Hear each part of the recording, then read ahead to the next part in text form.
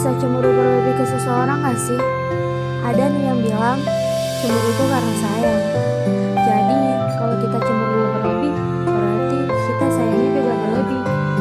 Tapi ada juga yang nafsirin cemburu sebagai tindakan gak percaya. Ya berarti kalau kita berlebihan cemburunya, berlebih juga tingkat ketidakpercayaannya. Serba salah, kayak makan semalam lama.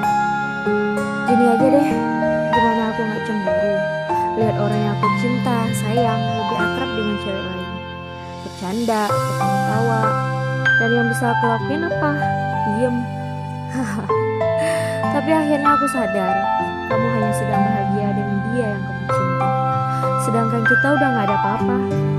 Lalu aku ngerti, hati ini kadang gak tahu diri, yang kadang terlampau cemburu buta pada orang yang sejatinya bukan siapa-siapa.